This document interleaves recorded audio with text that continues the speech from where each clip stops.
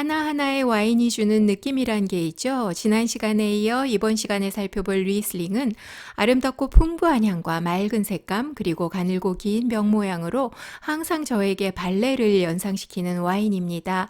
그래서 이번 리슬링 두 번째 시간에는 발레와 함께 리슬링을 소개해 보려고 합니다. 제가 좋아하는 이 두 가지를 같이 소개하게 돼서 아주 설레는 마음으로 이제 시작해 봅니다. 안녕하세요. 10미닛 와인 아카데미의 와인 스페셜리스트 제이미입니다. 반갑습니다.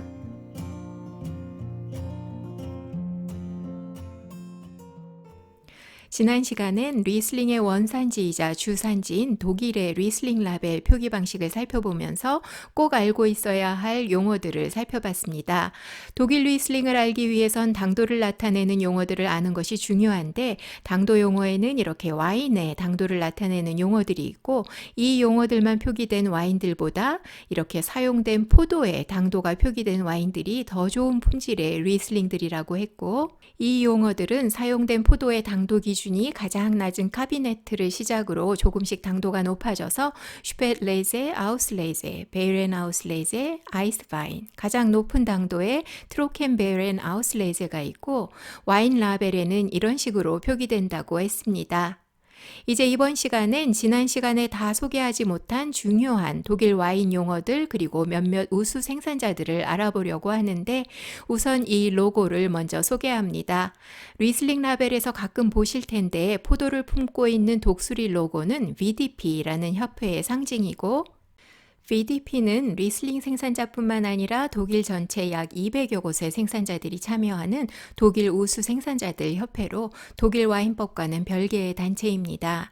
이 단체에서는 협회에 소속된 생산자들의 우수 포도밭 등급을 에어스트라거와 그로스라거로 나누고 있는데 보시는 것처럼 카피라이트 등록되어 있는 형태로 모두 다 대문자로 쓰여집니다.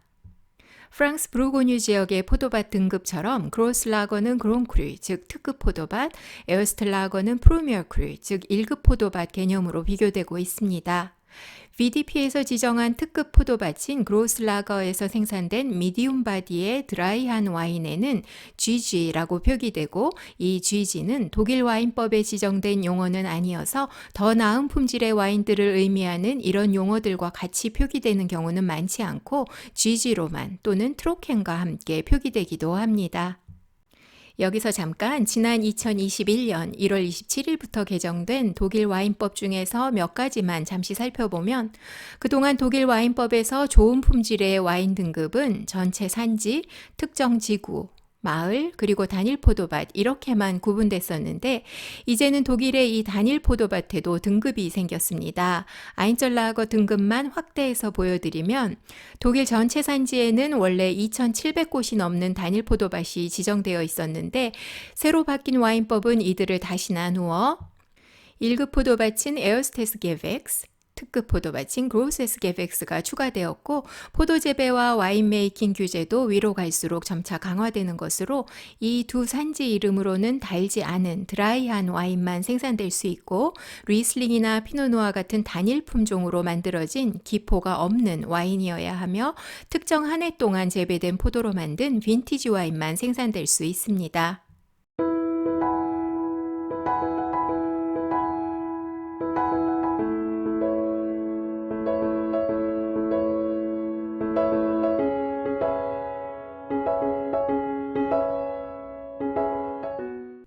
오래전부터 이 VDP 등급이 독일 와인법에도 영향을 주게 될 거라고 생각했었는데 이제 정말 그렇게 된 것을 보게 되니 좀 신기하기도 하면서 한편으로는 그렇다면 이제 특별한 점이 많이 없어진 듯한 이 VDP 협회의 미래는 어떻게 될까 궁금하기도 합니다.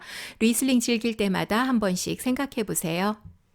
개정된 와인법은 2026년부터 시행되기 때문에 앞으로도 꽤 오랜 동안 기존의 와인 라벨 표기를 보게 될 것 같고 지금 와인샵들에 있는 대부분의 와인들은 VDP 등급에서 말하는 용어들이기 때문에 뒷 라벨에서 이들의 상표 등록을 확인할 수 있습니다.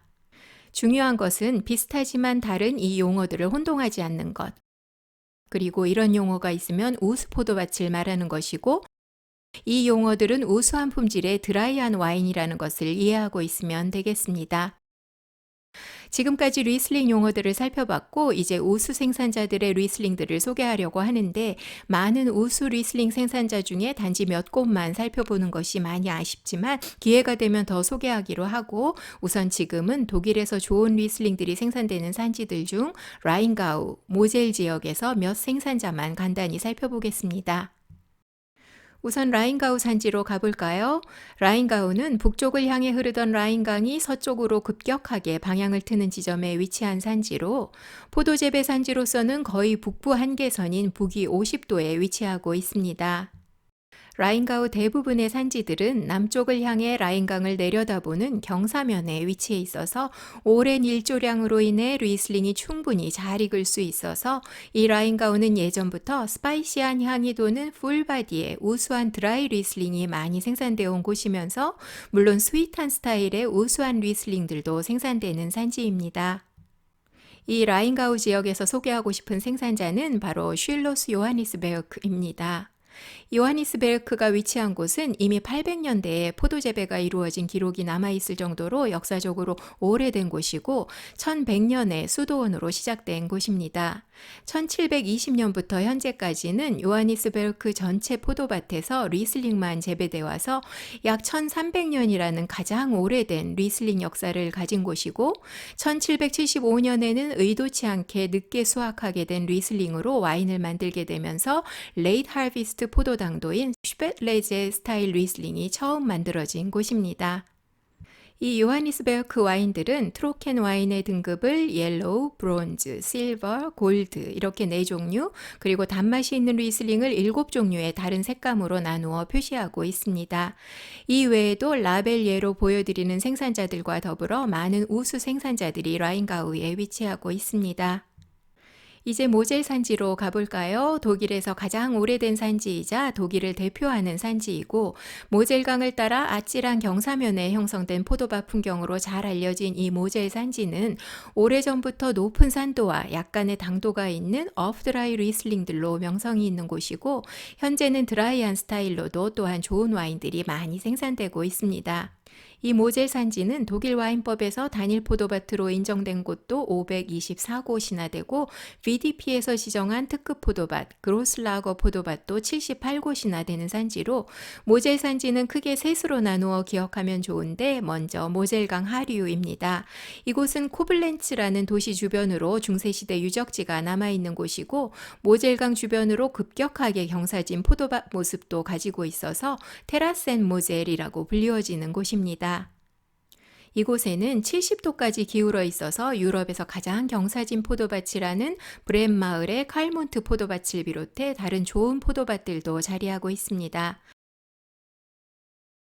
모젤강 중류 미텔모셀은 우수한 포도밭들이 많이 자리해서 모젤 산지 포도 재배와 와인 생산의 중심이 되는 곳이고 베른카스텔 마을의 닥터 포도밭, 에르덴 마을의 트레펜, 브라우네베르크 마을의 유펄 포도밭 등등 유명 마을과 유명 포도밭이 가득 자리하고 있는 모젤의 중심 생산지로 특히 웰렌 마을의 존넨우어 포도밭을 소유한 생산자는 200여 곳 이상이어서 이 포도밭 이름을 여러 생산자 와인에서 볼 수 있는 이유입니다. 모젤강 상류는 루버탈 자하르지구라고 불리는 곳으로 유명 포도밭인 윌팅겐 마을의 샤르츠호프 베르크 포도밭과 막시민 그린하우스의 압츠베르크 포도밭이 위치한 곳입니다.